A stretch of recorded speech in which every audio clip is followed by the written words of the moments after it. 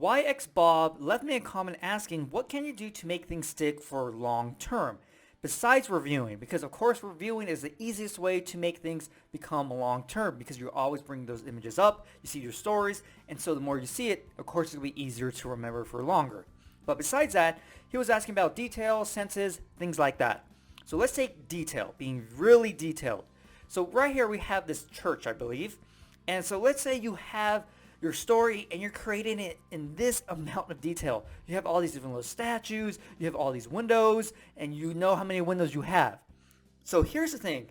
When you're super detailed, the thing is, over time, all those details fade away. So you might have all these statues, and when you first picture it, it might be so clear, like, yeah, I can see this person has a dog in one, and this other person has like an alligator, whatever it may be. Eventually, all that's going to disappear. Even the statues. So if you were picturing this, and initially you had all this great detail, maybe a week, a month later, you might forget about all these statues. 2 months later, you might forget about all these windows, how many windows you had. And that's because this extra detail doesn't add anything to the story, doesn't add anything to the images besides being detail. So if you forget all of these statues, all of these windows, you're not losing any information. What's important is that you have this church, and that's it. And so everything else, all that detail, doesn't really add anything to the information, right? And so having extra detail is good initially because, you're more engaged, but it does not help you remember long term because it fades away the longer time goes on. So I would not rely on being super detailed on all these things. Now, when you create your stories, be vivid, yes, but you should really just have the main images that you need really stand out. So all these statues here, worthless. Yes, you might be able to picture it initially, but when you're reviewing, don't really pay attention if the statues are there or not. Be more concerned if the church is there or not, okay? So when it comes to adding detail, I wouldn't really pay too much attention to it. I wouldn't really focus on it because it's not going to help you remember something for long term. Next, we have the senses. So having your senses as many as possible is fantastic, but usually we all have a sense that we that we go to, right? And that's because we're just more keen on that specific sense. Now, usually when we're dealing with images in our minds, it's going to be the visual aspect, right? You see a cow, you see the cow. If you're from Greeley, like I am, or I guess I live in Greeley, you can smell cows, okay? And so that is something I would add to the story if I pictured a cow or something. And so you want to add as many senses as possible, but having like 4 senses doesn't guarantee it's going to be long term.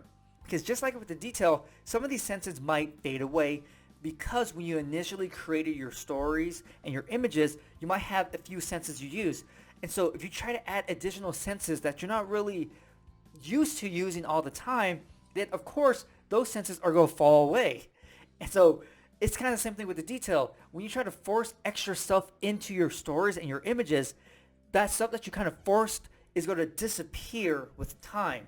And so some of the images I still see from like years ago are just the images. Now, specific things like a trumpet, because I play the trumpet, I can hear it. So when I memorize a deck of cards and I have a trumpet, I don't really see it. I kind of hear it.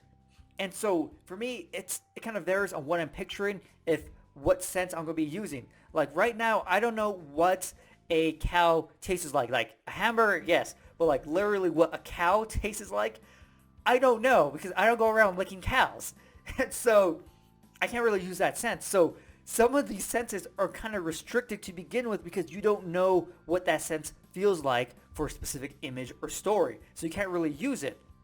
But I will say having additional senses that come naturally when you picture your images stories will help you remember something long term because if one falls out, like you can't picture the person or whatever, or like the cow, I'm like, wait, what was here? Oh wait, it smells horrible. That's right, it was a cow. Boom. So other senses do act as triggers if one fails. So if you can, start using as many senses as possible when you create your images and stories. So over time, it's natural that you use 4 out of the 5 senses. okay? But if you're trying to force a sense, more likely than not, that sense is going to disappear. And so, in regards to what makes something super memorable for long term, besides reviewing, one answer sticks out. And it's probably the easiest, but people probably don't really think about it as much when they're creating palaces, when they're creating their stories or their memory systems. And that is emotions. Emotions, having feelings to your stories, to your images, to your locations in your palace.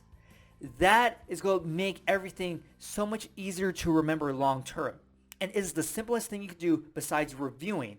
Because right now, you can remember all the different big events in your life because you have emotions to them. You have feelings to them. You know? The best Christmas you ever had, you will remember the gift you got because how it made you feel. Okay? That is the thing that triggers all of that stuff, all the detail. Oh yeah, I saw, the cookies and the milk on the table, whatever it may be. Oh yeah, and it had like this nice red bow. You can remember all these things because it's the feelings that generate it all.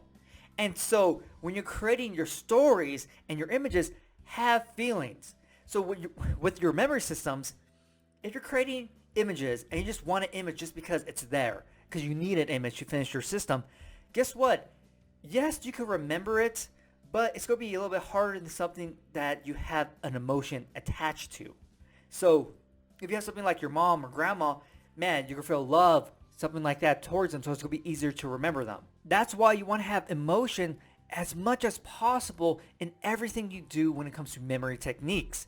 So when you create your story, is it scary? Is it funny? Are you happy? Are you sad? Whatever it may be, you want all these emotions added where they can because this is the trigger. Now, when I create a memory palace, I get a feeling for it. Like if there's, a cool sculpture or something, I think it's cool. I'm like, oh, that's interesting. And so when I go through and use my palace, it's easier to remember that specific location because I had that feeling, had that emotion attached to it. Like, wow, that's pretty cool. I like that. I want something like that. That makes it so much more memorable. When I force locations, like, okay, I just need a location. I need 25 locations. Screw it. I'm going to do this picture. I don't even care about this picture to begin with, but I need it. It's going to be harder for me to recall. I might forget that location because there's no attachment to it. The only reason I remember that location is because, like YX Bob said, reviewing. Because I reviewed it so many times, of course it's going to stick. But having the emotion and feeling attached to whatever you do is like foundational. You need to have it because it makes everything so much easier. Reviewing goes faster, recalling smoother, and you will remember something for a lot longer if there is emotion attached to it. And so use whatever emotion you can. Find an emotion, okay? And for this, it's kind of hard to force an emotion on something. Like maybe you see, a puppy, and let's say you just don't like puppies, which you're just a monster at that point, but you see a puppy, you can't force yourself to like be happy when you see this puppy or love this puppy. Like you see this puppy like, oh man, I love that puppy all of a sudden. No. It's hard to force an emotion on something.